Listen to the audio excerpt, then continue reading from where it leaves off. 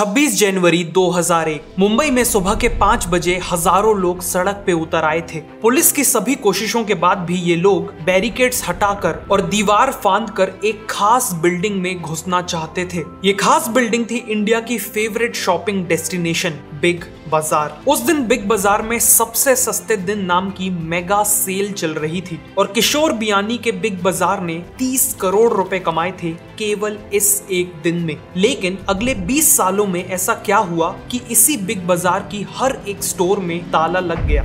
आइए जानते हैं इस वीडियो में। कहानी की शुरुआत होती है 1981 में। किशोर बियानी कॉलेज के फाइनल ईयर में थे और उनके फादर चाहते थे कि वो फैमिली बिजनेस ज्वाइन करें, लेकिन वो अपनी फैमिली बिजनेस ज्वाइन करके खुद को लिमिट नहीं करना चाहते थे। वो लाइफ में कुछ बहुत बड़ा बिल्ड करना चाहते थे। इसी दौरान किशोर बियानी ने देखा कि उनके एक कॉलेज फ्रेंड ने काफी यूनिक फाइबर से बने फैशनेबल ट्राउजर्स पहने हैं। ये स्टोन वॉश फैब्रिक था और उन्हें इसमें काफी पोटेंशियल दिखा। उन्होंने तुरंत जुपिटर मिल से स्टोन वॉश फैब्रिक का 200 मीटर का क्लॉथ खरीद लिया और शहर के गारमेंट मैन्युफैक्चरर्स को बेचने लगे। अगले 6 महीनों में ही उन्होंने लाखों का बिजनेस कर लिया था और यहीं से उनकी एंटरप्रेन्योरशिप जर्नी की शुरुआत हो चुकी थी। 1985 तक किशोर बियानी न केवल खुद के ब्रांड के फैब्रिक्स बेच रहे थे, बल्कि उन्होंने रेडीमेड ट्राउजर्स बेचने के लिए खुद का स्टोर भी खोल लिया था और उसका नाम रखा था पतलून। 2 साल बाद उन्होंने 7 लाख रुपए लगाकर मेंस वियर कंपनी की शुरुआत की, जिसमें उन्होंने खुद ही ट्राउजर मैन्युफैक्चरिंग स्टार्ट कर दी और अपनी नई ट्राउजर ब्रांड का नाम रखा पैंटालून। पैंटालून नाम के पीछे उनका आइडिया था पतलून वर्ड को ट्रेंडी और मॉडर्न बनाना, इसीलिए पतलून बन गया पैंटालून और आगे चल के कंपनी का नाम भी पैंटालून रिटेल में बदल दिया गया। पैंटालून के ट्राउजर्स का डिजाइन काफी फ्यूचरिस्टिक था, जैसे उनकी एक ट्राउजर में जिपर के ऊपर 3 बटन्स थी और ट्राउजर्स काफी हाई वेस्ट था। ऐसे ही मॉडर्न डिजाइन्स के चलते पैंटालून्स के ट्राउजर्स काफी पॉपुलर हो गए। 1994 तक पूरे इंडिया में पैंटालून्स के 72 फ्रेंचाइज स्टोर्स खुल चुके थे और उन्होंने ट्राउजर्स के साथ साथ शर्ट, जीन्स, टाई और सॉक्स जैसे प्रोडक्ट्स भी लॉन्च कर दिए थे। उसी दौरान किशोर बियानी ने देखा कि इंडिया में लार्ज फॉर्मेट रिटेलिंग का ट्रेंड बढ़ते जा रहा है। बेसिकली शॉपर स्टॉप जैसी बड़ी रिटेल स्टोर्स खुल रही हैं जो साइज, वैरायटी और क्वांटिटी में एक नॉर्मल शोरूम से कई गुना बड़ी होती है। इसीलिए उन्होंने भी कोलकाता में पैंटालून्स की पहली लार्ज फॉर्मेट रिटेल स्टोर खोली। ये स्टोर 10,000 स्क्वायर फीट की थी और उस समय पूरे कोलकाता की सबसे बड़ी स्टोर थी। उन्होंने स्टोर में विजुअल मर्चेंडाइजिंग का कॉन्सेप्ट भी लाया, जिसमें स्टोर के कलर्स,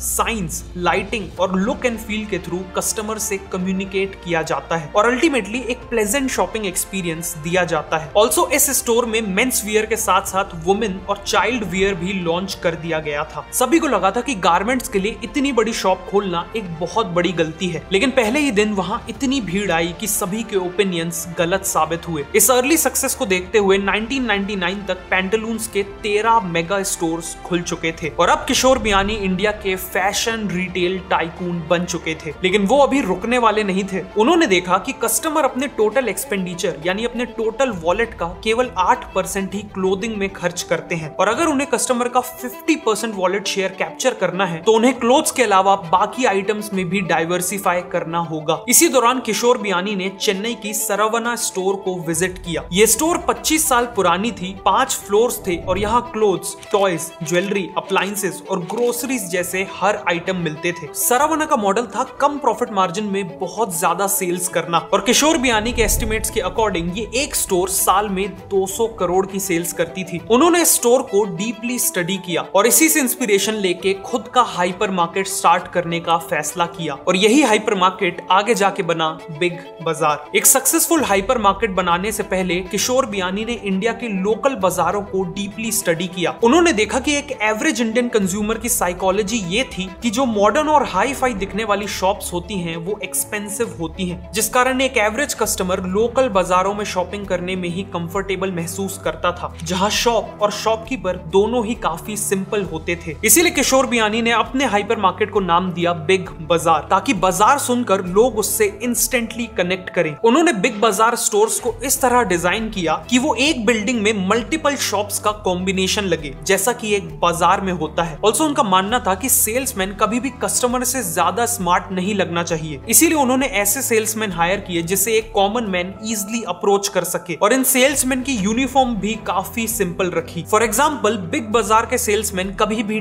टाई नहीं पहनते थे। फाइनली बिग बाजार का मेन आइडिया था कि कस्टमर को यहाँ सबसे सस्ता और सबसे अच्छा प्रोडक्ट मिले। इन्हीं स्ट्रेटेजीज को ध्यान में रखते हुए 2001 में कोलकाता, बेंगलुरु और हैदराबाद में बिग बाजार की पहली 3 स्टोर्स खुली। पैंटालून्स की तरह ये स्टोर्स भी काफी सक्सेसफुल हो गई, इतनी सक्सेसफुल कि अगले कुछ सालों में पूरे इंडिया में 100 बिग बाजार स्टोर्स खुल चुकी थी। लेकिन किशोर बियानी के दिमाग में इससे भी कुछ बहुत बड़ा बिल्ड करने के प्लान्स चल रहे थे। उन्होंने एक रिसर्च में देखा कि एक एवरेज कस्टमर एक शॉपिंग मॉल के अंदर मैक्सिमम 4 से 5 शॉप्स में विजिट करता है, जिसके बाद थकान के कारण वो किसी और शॉप में जाना नहीं चाहता। इसीलिए किशोर बियानी ने एक ऐसे मॉल के बारे में सोचा जिसमें शॉप्स के बीच में कोई दीवारें ही ना हो। इस कॉन्सेप्ट में कस्टमर को एक ही बार में मल्टीपल प्रोडक्ट्स और ब्रांड का एक्सपोजर मिलेगा और उसे बार बार स्टोर के अंदर और बाहर नहीं जाना पड़ेगा। साथ ही साथ किशोर इस मॉल को एक डेस्टिनेशन मॉल बनाना चाहते थे, मतलब एक ऐसा मॉल जो केवल रूटीन शॉपिंग करने की जगह ना हो, बल्कि अपने आप में सिटी का एक मेजर अट्रैक्शन हो। और ये विजिटर्स को फूड, शॉपिंग, एंटरटेनमेंट और स्पेशलाइज्ड अट्रैक्शंस सब कुछ ऑफर करे। उन्होंने अपने इस नए मॉल के कॉन्सेप्ट को नाम दिया सेंट्रल। और 2004 में बेंगलुरु में 1,20,000 स्क्वायर फीट की स्पेस में खुला पहला सेंट्रल मॉल। इस मॉल में apparel, footwear, accessories, home furnishing, music और बुक्स की 300 से ज्यादा ब्रांड्स थी। साथ में coffee shops, food courts, restaurants और पब्स भी थे। लोग यहाँ मूवी, कॉन्सर्ट और इवन ट्रैवलिंग के लिए टिकट्स बुक कर सकते थे। देखते ही देखते सेंट्रल मॉल बेंगलुरु का मेजर अट्रैक्शन बन गया और इसे देखते हुए हैदराबाद, पुणे और कोलकाता जैसे कई शहरों में सेंट्रल को तेजी से एक्सपैंड किया जाने लगा। 2006 में अपनी सभी कंपनीज को इफेक्टिवली मैनेज करने के लिए किशोर बियानी ने एक अम्ब्रेला कंपनी की शुरुआत की और उसका नाम रखा फ्यूचर ग्रुप। पैंटालून्स, बिग बाजार और सेंट्रल जैसे बिजनेसेस और हजारों करोड़ों के रेवेन्यू के चलते future group Indian corporate space का जायंट बन चुका था और Kishore Biyani Indian retail industry के अनडिस्प्यूटेड जार की पोजीशन पे थे। लेकिन अब उनकी कहानी में एक बहुत बड़े और लंबे डाउनफॉल की शुरुआत होने वाली थी। किशोर बियानी का कहना था कि वो ऐसे हर एक बिजनेस में एंटर करके रहेंगे जहां बिजनेस और कस्टमर के बीच डायरेक्ट डीलिंग होती हो और उनकी इसी फिलॉसफी से उनका डाउनफॉल हुआ। 2005 में उन्होंने एक के बाद एक 3 अपैरल ब्रांड्स को खरीद लिया। साथ ही साथ वो अलग अलग एरियाज में डाइवर्सिफाई करने लगे। जैसे 2005 में ही उन्होंने ऑल यानी अ लिटिल लार्जर की शुरुआत की। ये ब्रांड प्लस साइज क्लोथ्स बेचता था। फिर उन्होंने बिग बाजार के अंदर गोल्ड बेचने के लिए गोल्ड बाजार की शुरुआत की। घर बनाने और रेनोवेट करने के लिए होम टाउन ब्रांड की शुरुआत की। 2006 में बुक्स बेचने के लिए डीपो को स्टार्ट किया। इवन चाय और समोसा बेचने के लिए चमोसा नाम के कियोस्क स्टार्ट कर दिए। बेसिकली चाय के बिजनेस से लेकर एक पूरे घर बनाने के बिजनेस तक किशोर बियानी हर जगह मौजूद थे। लेकिन ये तो केवल शुरुआत थी। 2007 में उन्होंने फ्यूचर कैपिटल होल्डिंग्स की शुरुआत की और फाइनेंशियल सर्विसेज जैसे वेल्थ मैनेजमेंट और रियल स्टेट ब्रोकिंग में एंट्री ले ली। साथ ही साथ फ्यूचर जनरली इंश्योरेंस कंपनी खोल के लाइफ इंश्योरेंस और जनरल इंश्योरेंस इंडस्ट्री में भी एंट्री ले ली। बाहर से देखने में लग रहा था कि फ्यूचर ग्रुप का बिजनेस एम्पायर काफी बड़ा और सक्सेसफुल हो चुका है। लेकिन इतनी तेजी से इतना ज्यादा एक्सपेंशन उन्होंने अपने खुद के पैसे से नहीं किया था। इस एक्सपेंशन के लिए उन्होंने हजारों करोड़ों का कर्ज यानी डेट लिया था। उन्हें उम्मीद थी कि वो स्ट्रॉन्ग सेल्स के बलबूते इस डेट को मैनेज कर लेंगे। लेकिन फिर 2008 में आया global financial crisis. Consumer spending घट गई और फ्यूचर ग्रुप की सेल्स क्रैश कर गई। केवल बिजनेस को सस्टेन करने के लिए किशोर बियानी को और भी ज्यादा डेट लेना पड़ा। 2012 तक उनके ऊपर करीब 12,000 करोड़ का डेट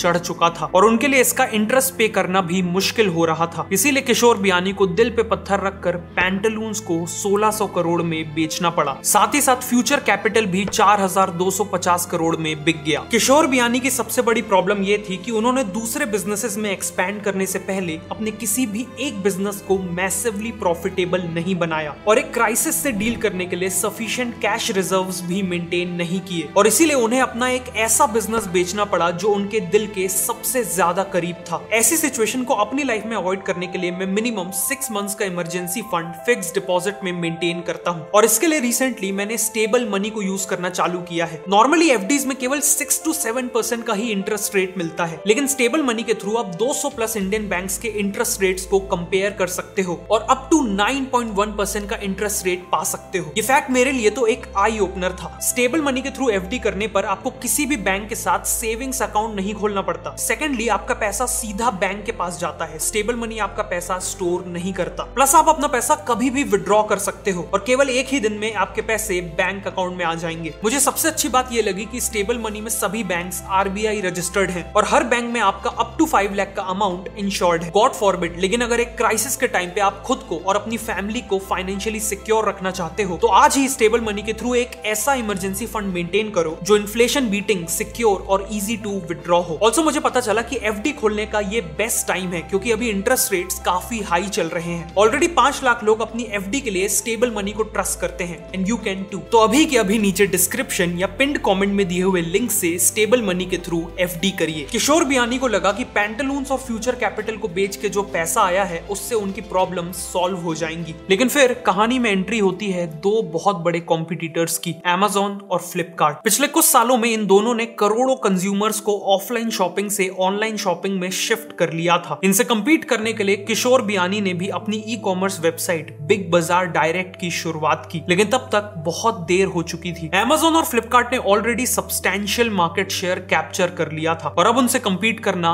इम्पॉसिबल था। साथ ही साथ बिग बाजार डायरेक्ट में कई technical issues, customer experience problems और इन्वेंटरी इश्यूज भी थे और इन्हीं कारणों से बिग बाजार डायरेक्ट एक बहुत बड़ा फेलियर साबित हुआ और फ्यूचर ग्रुप के करोड़ों रुपए डूब गए। लेकिन शायद किशोर बियानी की सबसे बड़ी गलती थी इंडिया के किराना दुकानदारों से कंपीट करना। उन्होंने 2015 में इजी डे नाम की small format grocery store chain को अक्वायर कर लिया था। उस समय इजी डे की 190 स्टोर्स थी और किशोर चाहते थे कि 2022 तक वो इसकी 10,000 स्टोर्स खोल दे और इंडियन किराना शॉप्स को रिप्लेस कर दे। 2018 तक 1000 स्टोर्स खुल भी चुकी थी। किराना स्टोर्स को बीट करने के लिए किशोर बियानी ने इजी डे क्लब नाम का एक मेंबरशिप प्लान लॉन्च किया था, जिसमें साल के 1000 रुपए देके एक कस्टमर पूरे साल हर परचेज पे इजी डे से 10% डिस्काउंट ले सकता था। लेकिन उनका ये मॉडल बुरी तरह फेल हो गया। सबसे पहले तो इंडियन कस्टमर फ्यूचर में मिलने वाले डिस्काउंट के लिए पहले से पैसे नहीं देना चाहता था। ऑल्सो लोकल किराना स्टोर्स तो 10-15% डिस्काउंट बिना किसी सब्सक्रिप्शन फी के ही दे देते थे। सेकेंडली, किराना दुकानदार हमेशा लोकल पॉपुलेशन के साथ पर्सनलाइज्ड रिलेशनशिप्स बना के चलते हैं। वो लोग फ्री होम डिलीवरी और उधार में भी सामान दे देते हैं, लेकिन ये सारी चीजें इजी डे मैच नहीं कर पा रहा था। फाइनली, जहां किराना स्टोर्स का स्टाफ, रेंट और टेक्नोलॉजी वगैरह का खर्च ना के बराबर था, वहीं इजी डे को इन सब पे बहुत ज्यादा खर्च करना पड़ता था। इसीलिए अल्टीमेटली इजी डे को भारी लॉसेस होने लगे और 2020 तक कई स्टोर्स में ताला लग गया।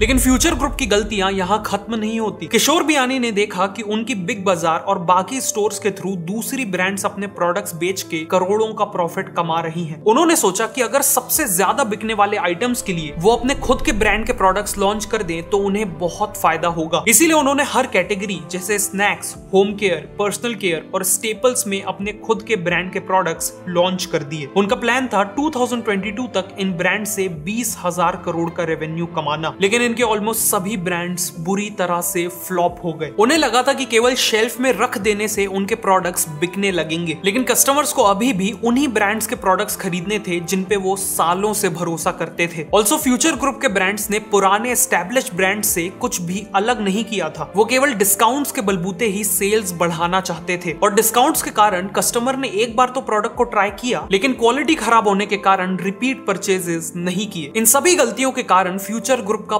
बहुत पैसा डूब गया और मार्च 2019 तक उनका डेट फिर से बढ़कर करीब 12,800 करोड़ तक पहुंच चुका था। लेकिन इन सब के बाद भी फ्यूचर ग्रुप जैसे तैसे सरवाइव कर रहा था कि तभी कुछ ऐसा हुआ जिसने फ्यूचर ग्रुप को जड़ से हिला दिया। कोविड कोविड-19। जल्द ही नेशन वाइड लॉकडाउन अनाउंस कर दिया गया और फ्यूचर ग्रुप की बिग बाजार, सेंट्रल और बाकी सभी स्टोर्स रातों रात बंद हो गई। उनका रेवेन्यू क्रैश कर गया। स्टोर्स का रेंट, एम्प्लॉयज की सैलरी और डेट की रीपेमेंट डिले हो गई। रेंट पेमेंट ना करने के कारण बिग बाजार और बाकी स्टोर्स की लोकेशन किशोर बियानी के हाथ से छिनने लगी और ये स्टोर्स बंद होने लगी। आज इनमें से करीब 800 लोकेशंस पे रिलायंस ने अपनी स्टोर्स खोल ली हैं। 2022 में बैंक ऑफ इंडिया ने फ्यूचर ग्रुप पे इंसॉल्वेंसी प्रोसीडिंग्स की मांग की और आज तक ये प्रोसीडिंग्स चल रही हैं। मतलब आज भी फ्यूचर ग्रुप के एसेट्स को एक एक करके बेचकर उनका डेट चुकाया जा रहा है। इसमें कोई डाउट नहीं है कि किशोर बियानी बिजनेस के जीनियस थे। उन्होंने पैंटालून्स, बिग बाजार और सेंट्रल जैसे बिजनेसेस बनाए जिसने इंडियन रिटेल इंडस्ट्री को रिवॉल्यूशनाइज किया और उन्हें इंडिया का रिटेल किंग भी बनाया। लेकिन इसके बाद उन्होंने अपना फोकस खो दिया और तेजी से हर जगह एक्सपैंड करने के लिए हजारों करोड़ों का डेट ले लिया। जैसे ही मार्केट कंडीशंस बिगड़ी और पैंडेमिक आया, उनका बिजनेस एम्पायर